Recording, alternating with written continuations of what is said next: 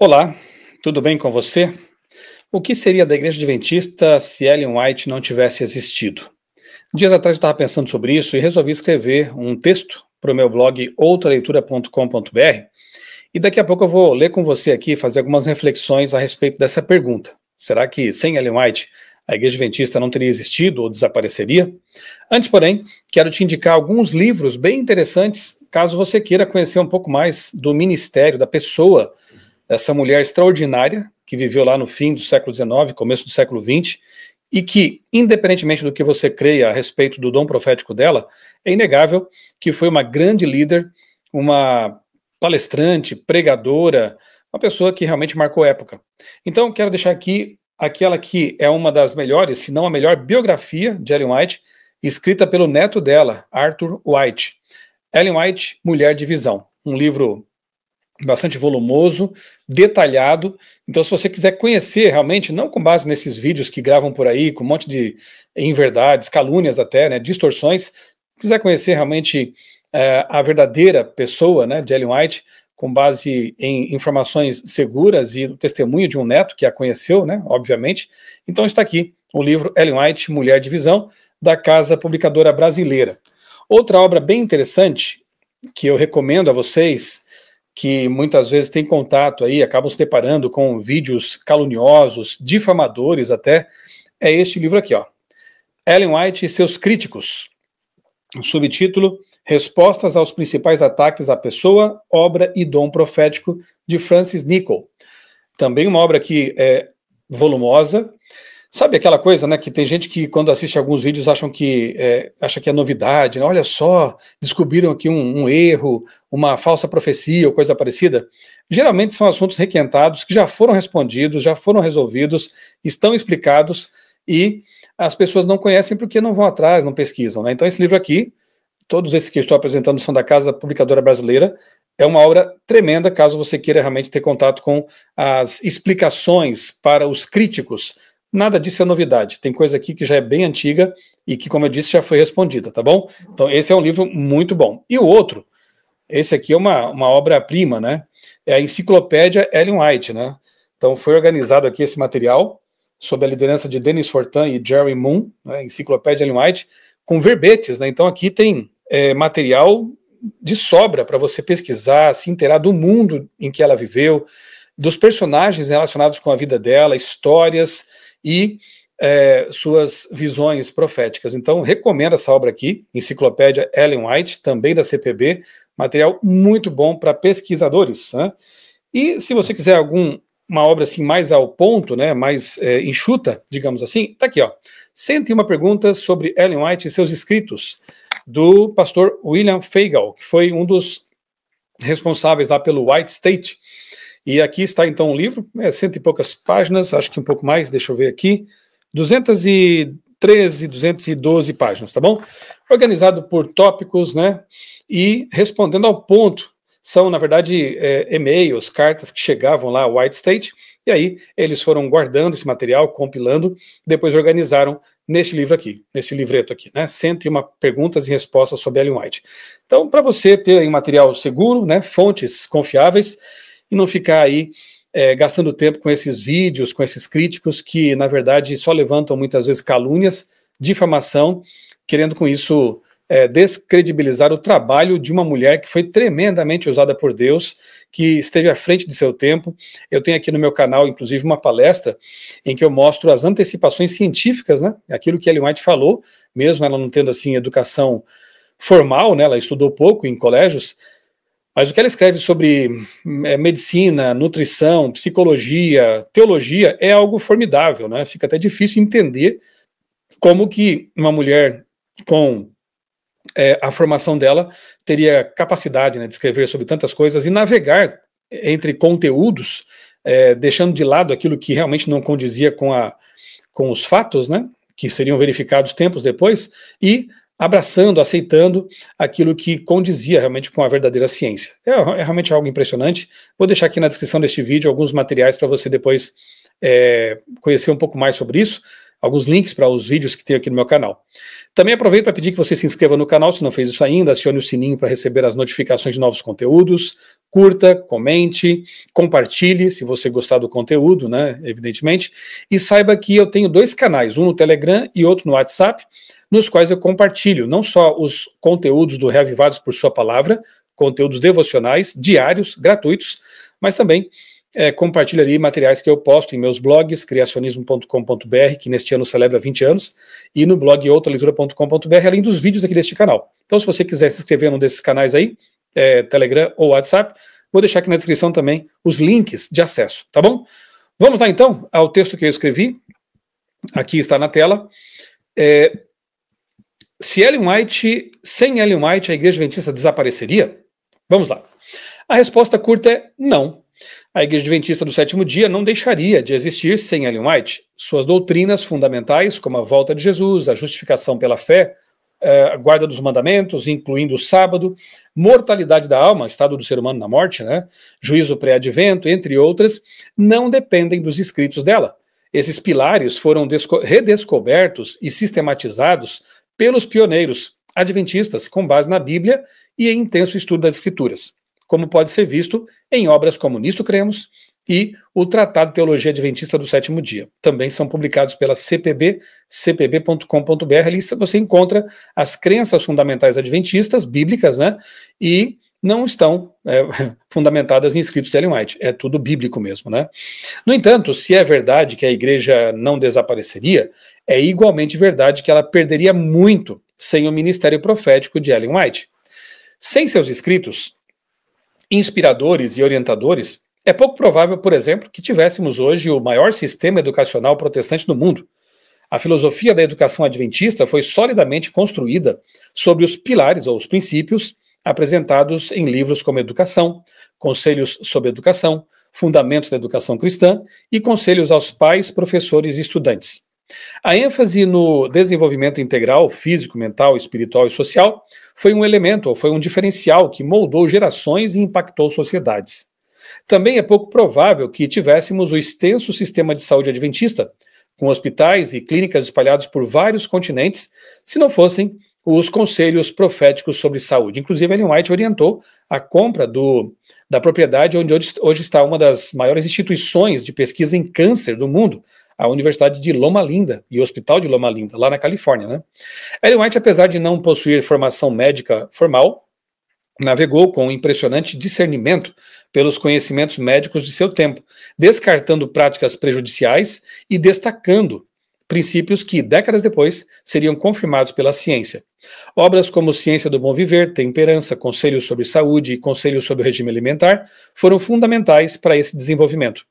Como resultado, adventistas que seguem esses princípios vivem, em média, mais de 10 anos a mais que a população geral, conforme estudos populacionais, como os da Universidade de Loma Linda, nos Estados Unidos, e também, menciono aqui, um estudo feito no Brasil, pelo atual coordenador do curso de medicina do NASP, o Dr. Everton Padilha, o estudo Advento. Minha esposa e eu, inclusive, fizemos parte desse estudo. E a comprovação foi a mesma. Adventistas têm larga vantagem em vários aspectos que têm que ver com a saúde geral. Então, de onde que vem esse conhecimento? Basicamente, das revelações, a gente chama de reforma de saúde, né, vindas dos escritos de Ellen White. Claro que a base para tudo é a Bíblia Sagrada, evidentemente. Agora, ela sistematizou, ela desdobrou esse conteúdo em obras como essas aqui que eu citei, que trazem ali conselhos preciosíssimos e confirmados pela ciência moderna com relação à saúde integral e preventiva. É também difícil imaginar que seríamos hoje uma igreja tão ativa no auxílio aos necessitados, se não fosse a ênfase da Sra. White na compaixão prática. Organizações como a ADRA, Agência Adventista de Desenvolvimento e Recursos Assistenciais, e a ASA, Ação Social Adventista, Ação Solidária Adventista, surgiram sob a motivação de conselhos inspiradores contidos em livros como Beneficência Social e muitos outros artigos sobre serviço cristão. Tem também o livro Serviço Cristão, que é muito bom, né? Outro legado, muitas vezes ignorado, é o da Escola Sabatina. Não fosse a visão e os conselhos contidos no livro Conselhos sobre a Escola Sabatina, talvez não tivéssemos hoje a maior escola informal de estudo bíblico do mundo, pensada para atender desde crianças pequenas até adultos experientes. um verdadeiro tesouro pedagógico e espiritual. Só lembrando, em todos esses livros, agora inclusive numa tradução atualizada, estão disponíveis no site da CPB, os de Ellen White, cpb.com.br. É um tesouro literário fantástico. Eu já tenho lido há 30 anos, pelo menos, os livros de Ellen White e tenho sido tremendamente abençoado com esses conteúdos. E quanto à obra editorial? Seriam raras as editoras protestantes, seculares ou confessionais com a amplitude que o Adventismo possui. Cerca de 60 editoras espalhadas pelo mundo, publicando livros, revistas e materiais bíblicos em centenas de idiomas. Isso também se deve, em grande parte, aos conselhos e à visão apresentados no livro Conselhos aos Escritores e Editores. E o que dizer do papel pioneiro da Igreja Adventista no combate ao racismo e na defesa da temperança, especialmente em um contexto de forte segregação racial e influência alcoólica nos Estados Unidos do século XIX? O exemplo de Ellen White e de outros pioneiros abolicionistas e defensores da reforma de saúde contribuiu para que a igreja fosse um farol de justiça social e moral em seu tempo. Inclusive no livro aqui, Enciclopédia Ellen White, tem um tópico ali sobre essa questão abolicionista, né, e racial, e é bem interessante conhecer essa história e ver como nossos pioneiros, especialmente Ellen White, estavam realmente alinhados com a vontade de Deus e fizeram um trabalho fantástico no que diz respeito a essa questão do combate ao racismo e ao abolicionismo. Além disso, o espírito missionário global que caracteriza a Igreja Adventista, hoje presente em praticamente todos os países, encontrou orientação e incentivo em livros como Evangelismo, um verdadeiro manual prático de missiologia. Em resumo, sem Ellen White, a Igreja Adventista do Sétimo Dia continuaria existindo, continuaria sendo a Adventista do Sétimo Dia, com base sólida nas Escrituras e em sua teologia bíblica, mas sem ela, sem Ellen White, perderíamos muito da identidade prática que molda o nosso estilo de vida, missão, compaixão, educação, saúde e evangelismo. Deus levantou Ellen White para reforçar os pilares bíblicos e orientar o povo remanescente no cumprimento de sua missão profética. Desprezar esse legado é empobrecer o adventismo.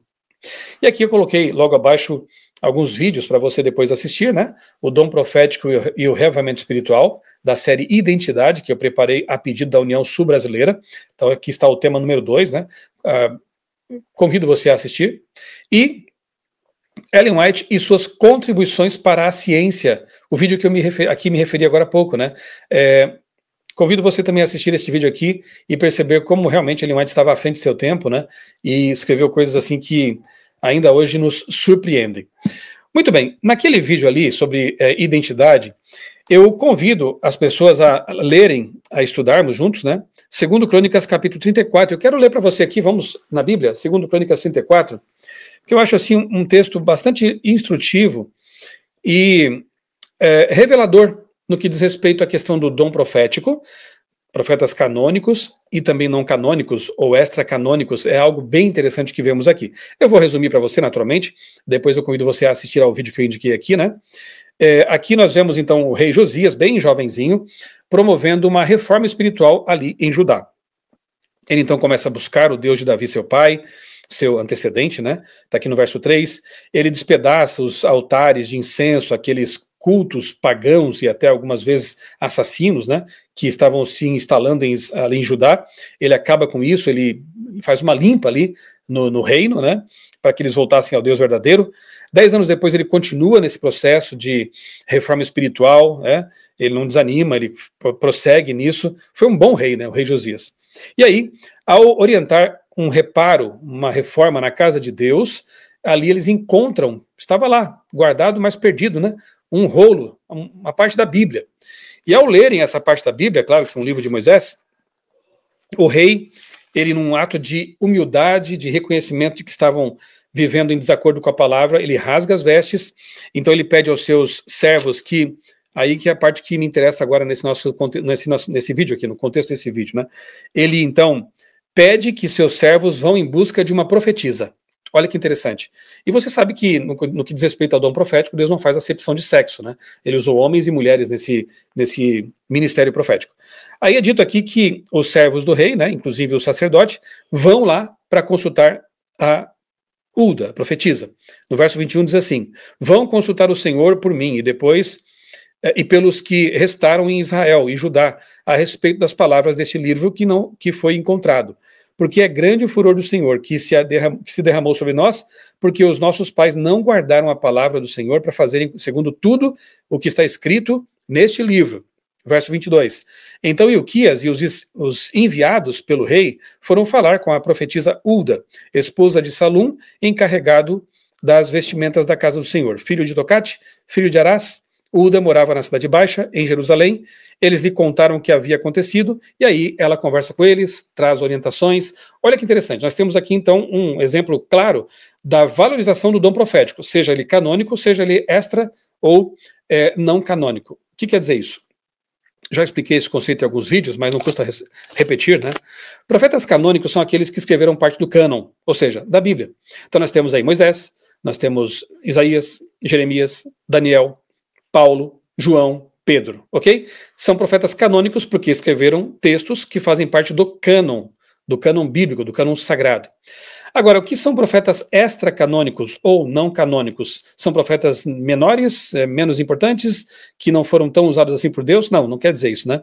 São profetas que tiveram também seu ministério profético, importantíssimo, guiado por Deus, inspirado pelo Espírito Santo, mas não escreveram textos que fazem parte do cânon. Por isso nós os chamamos de não canônicos ou extracanônicos.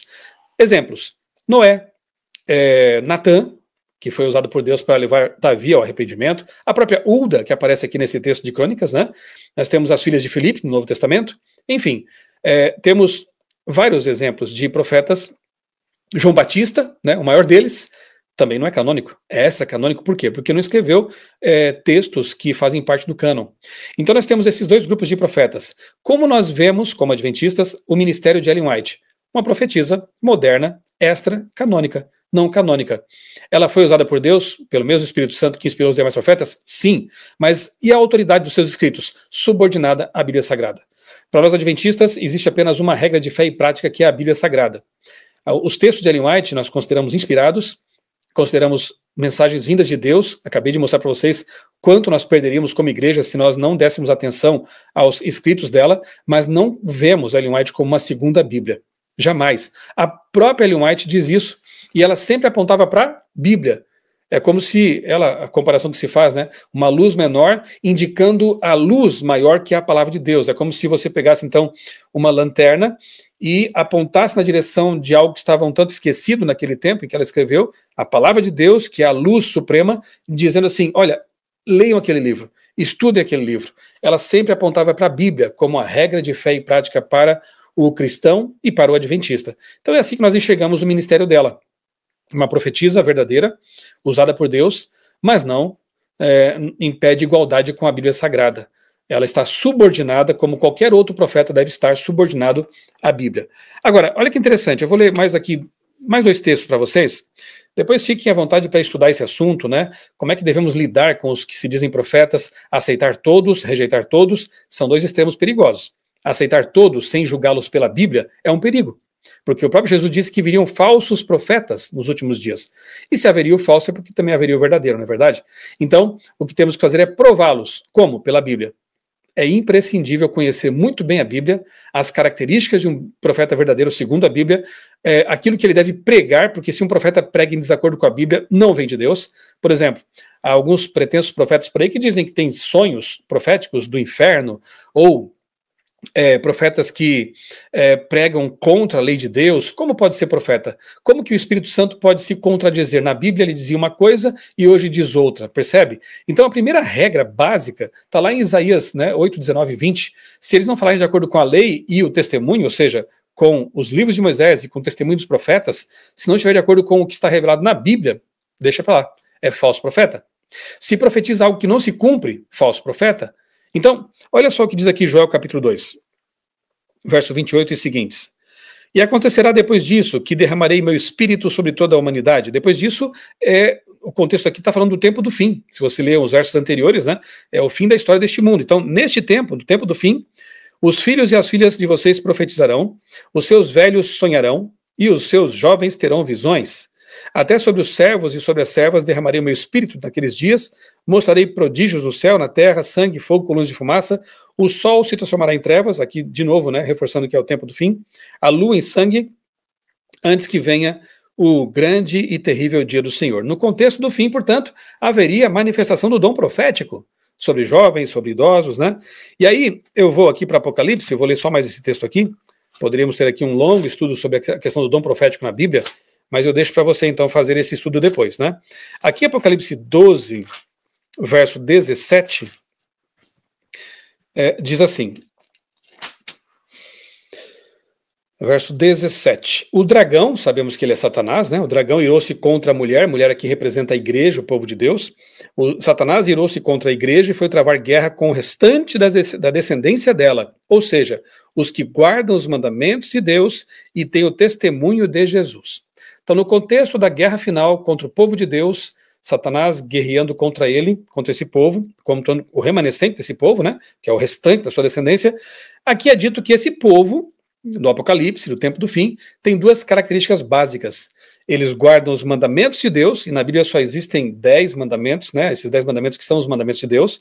É só você ir a Êxodo, capítulo 20, né? Ou Deuteronômio, capítulo 5. Você tem, então, os mandamentos de Deus ali, né? Então, esse povo guarda os mandamentos de Deus, todos os mandamentos de Deus, não só 9, e tem o testemunho de Jesus. O próprio Apocalipse responde o que é esse testemunho de Jesus, lá no capítulo 19, no verso 10, que diz assim: prostrei-me diante dos seus pés para adorá-lo. João se sentiu tentado a adorar Gabriel, né? É um ato de uma fraqueza aqui, né? Diante de um ser glorioso, né? Mas o anjo, porém, disse: não faça isso, sou um servo de Deus, assim como você e seus irmãos, que guardam os testemunhos de Jesus. Adore a Deus, pois o testemunho de Jesus é o espírito da profecia, né? Então, o que é o testemunho de Jesus? O espírito de profecia, que está presente em toda a Bíblia e vai até o fim da história, como nós acabamos de ver aqui, né, com base em Joel e outros textos. Então, o povo de Deus, ele guarda os mandamentos de Deus, ele pede a Deus ajuda para ser fiel aos seus mandamentos e dá valor, dá atenção ao dom profético, que vem lá dos tempos bíblicos e avança pela história, orientando o povo de Deus, até porque sem profecia o povo se corrompe, né? E os dons dados à igreja, quando Jesus ascende ao céu, ali tem vários dons e você percebe que entre eles está o dom de profecia. E é dito que esse dom permaneceria até que todos chegássemos à plenitude, né? Ou seja, até a volta de Jesus, esses dons permaneceriam ali. O que temos que fazer então é julgar, é analisar, né? É no contexto do conselho de Paulo, né? Não despreze as profecias. Analisem tudo, retenham o que for bom. E o que é bom é o que está de acordo com a Bíblia. Se estiver em inconformidade com a Bíblia, descarte. Não é de Deus, é um falso dom, é um falso profeta. Ok? Espero que esse pequeno vídeo aqui tenha sido útil para você. E convido você a acompanhar meu canal. Todos os dias eu tenho postado ali vídeos com o resumo do capítulo do dia da nossa leitura bíblica do projeto Reavivados por Sua Palavra. Então aproveite aí esse material, se inscreva nos meus canais, Telegram ou WhatsApp, para receber esses conteúdos e outros conteúdos mais, tá bom? Um abraço, Deus abençoe grandemente a sua vida e também a sua família.